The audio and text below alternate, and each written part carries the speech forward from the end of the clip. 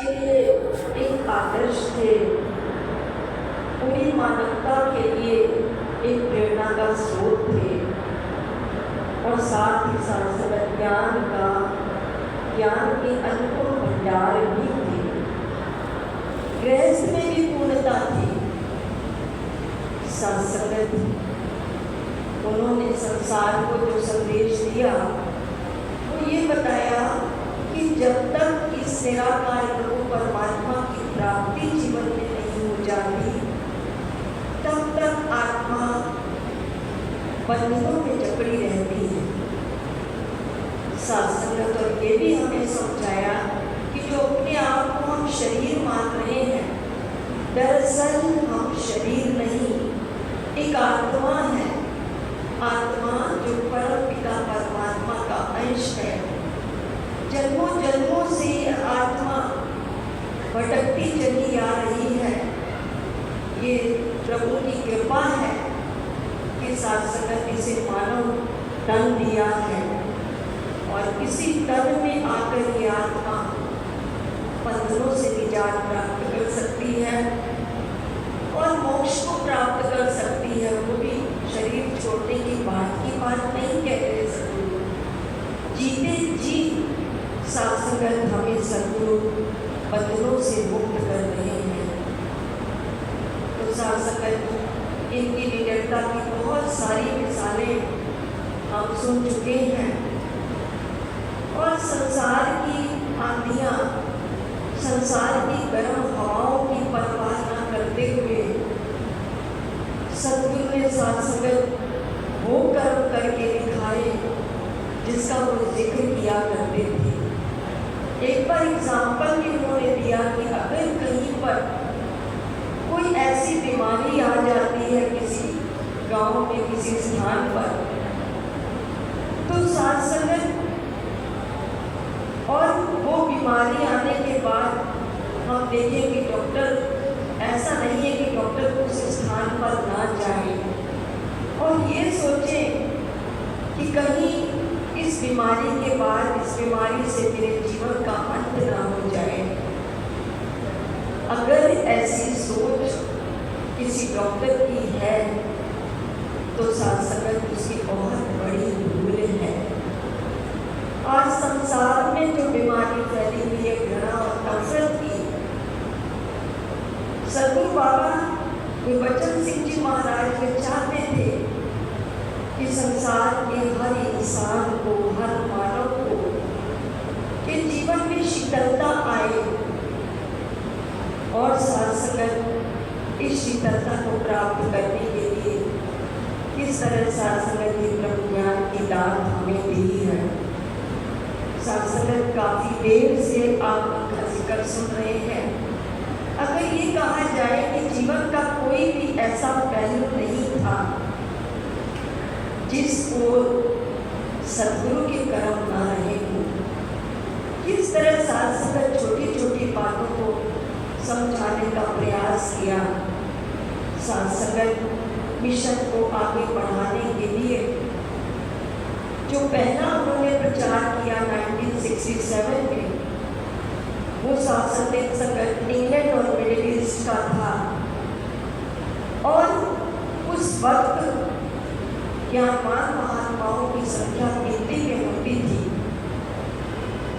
और सत्संगत बेशक वो तो गिनती में थे, लेकिन मंडल की आर्थिक स्थिति भी बहुत अच्छी नहीं थी।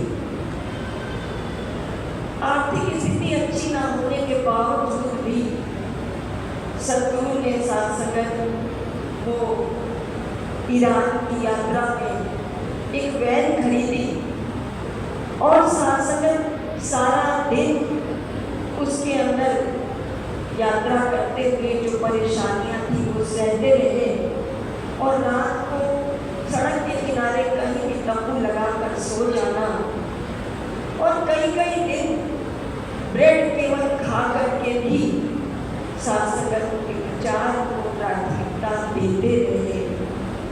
जहाँ जहाँ भी इंग्लैंड में उन्होंने संगतें की, जहाँ जहाँ भी मिडिल ईस्ट में चरण डाले, आज सत्संगत वहाँ पर संगतें कायम हैं। ये तो साथ संगत बात की बात है जब उनको गुरु गति नहीं मिली थी। वो समय भी हम याद करते हैं। महात्मा कहते हैं कि जैसे अगर किसी स्थान से किसी पौधे को जड़ सहित उखाड़ना पड़े और उसको दूसरी जगह पर लगाना पड़े तो साथ संगत वो जो जड़ें हैं वो टूट भी जाती हैं और छूट भी जाती हैं। फिर कहने लगे एक युवक जो साथ संगत जिसकी जड़ें वही थी। विभाजन के समय की बात है कि बात तो विभाजन की हम बहुत आसानी से कर लेते हैं, लेकिन उस समय कितनी मुश्किलों का सामना करना पड़ा। ये बात जब हम सुनते हैं पढ़ते हैं तो समझ आती है। उस समय भी कहते हैं उस युवक की जो जड़ें थी वो तो वही थी बंटवारे के पहले, लेकिन साथ संगत उन जड़ों को छोड़कर उनको तोड़कर भारत की तरफ आना पड़ा। और साथ संगत वो युवक कौन था? वो युवक सत बाबा गुरबचन सिंह जी महाराज थे। उन्होंने साथ संगत गुरु वचन पुस्तक में एक बात लिखी कि कहते हैं कि स्वार्थ और शैतानियत के उस जब दृश्य को देखा तो उन्होंने मन में एक कहते हैं मैंने उस समय एक फैसला लिया कि जब तक मैं मानव संसार से फिरका परस्ती तंग नजरी जुनूनियत को खत्म नहीं कर लूँगा तब तक मैं चैन से नहीं बैठूंगा। मैं जीवन की बाजी लगा लूँगा। साथ संगत पहले ही गुरु के मुख से ये वचन निकल गए कि मैं जीवन की बाजी लगा लूँगा। और गुरु के मुख से निकला हुआ कोई वचन साथ संगत इम्पॉसिबल नहीं होता, असंभव नहीं होता, वो होके रहता है। साथ संगत उन्होंने ये भी बताया, उस पुस्तक में लिखा है कि मेरे ऊपर मेरे माता पिता और मेरे गुरु बाबा बूटा सिंह जी के जो संस्कार थे उन्होंने मुझे मजबूर कर दिया।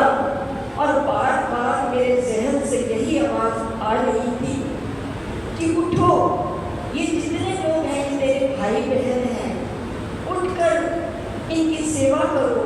ये असहाय जो लोग हैं इनकी मदद करो। तुम्हें इसीलिए यहाँ भेजा गया है। और साथ संगत हम सब जानते हैं कि जब ये विभाजन हुआ, जब बंटवारा हुआ तो कैसे लोगों को अपने घर बार जमीनें परिवार के लोगों को छोड़कर उस कैंप में, जिसको बाह कैंप के नाम से हम जानते हैं, उसमें रहना पड़ा। और साथ संगत जब ये आवाज़ गुरु की आई तो वो उठ गए और उन्होंने कठिन परिश्रम करना शुरू कर दिया। जो सरकार की तरफ से जो सामान मिलता था वो साथ संगत उन असहाय लोगों में बांटना शुरू कर दिया। और ये भी उसने लिखा कि सरकार की तरफ से जो खाना मिलता है केवल उसी पर आश्रित नहीं रहना। और साथ संगत उसके बाद उन्होंने पता नहीं कितनी कितनी लकड़ियाँ काटने में मेहनत की। और साथ संगत फिर वो ईंटों के चूल्हे बनते और वो लंगर बनता और सभी लोग साथ संगत मिल बांट कर उसको खाते।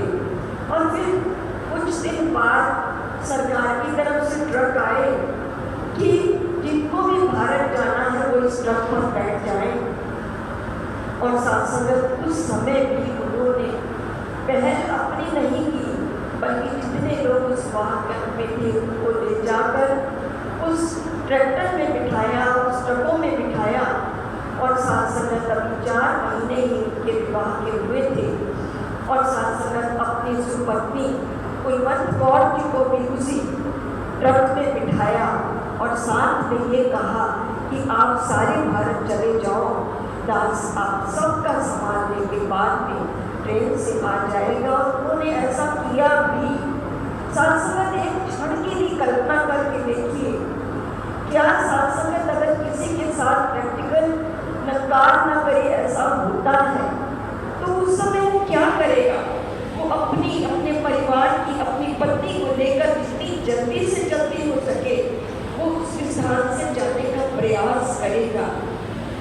साथ संगत वाले सतगुरु बाबा गुरबचन सिंह जी महाराज कि कैसे साथ संगत उन्होंने इतना बड़ा कर्म किया, और ये कर्म भी कोई क्या सकता है, कोई नहीं कर सकता।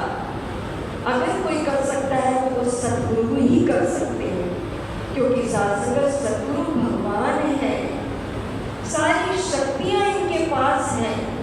लेकिन साथ संगत ये सिर्फ हमें आपको समझाने के लिए, हमें आपको कैसा जीवन जीना है, ये साथ संगत इसीलिए जी कर अपने कर्मों से हमें सिखाते हैं। तो साथ संगत कैसे एक जीवन उन्होंने जिया, और साथ संगत अभी आपने सुना कि चाहे 1973 में जो मसूरी कॉन्फ्रेंस हुई, उसमें साथ संगत बहुत सुंदर फैसले लिए गए, जिसमें मुख्य लोग अभी जोनल साहब ने जिक्र किए हैं, सारा शादियाँ और नशे से दूर रहना, और भी साथ संगत उनके अंदर बहुत से गुण थे।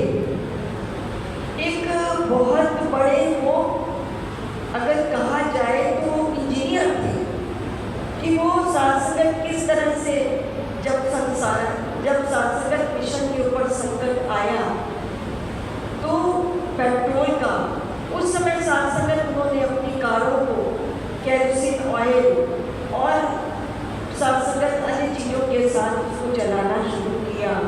जब भी उनको थोड़ा सा समय मिल जाता था तो वो साथ संगत वो चले जाते थे और वहाँ जहाँ गाड़ियाँ बनती हैं, और कई बार साथ संगत गाड़ी के नीचे लेट कर और अपने एक उसके पुर्जे को ठीक करना, और गाड़ी ठीक चल रही है कि नहीं, इस तरह साथ संगत को खुद ये कर्म किया करते थे।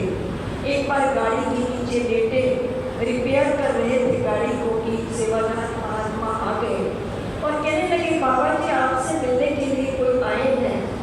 उसी हालात में बाबा जी गाड़ी के नीचे से निकले और उनके कपड़े काटे, उनके हाथ काटे, और साथ संगत चल पड़े उस सेवादार के साथ।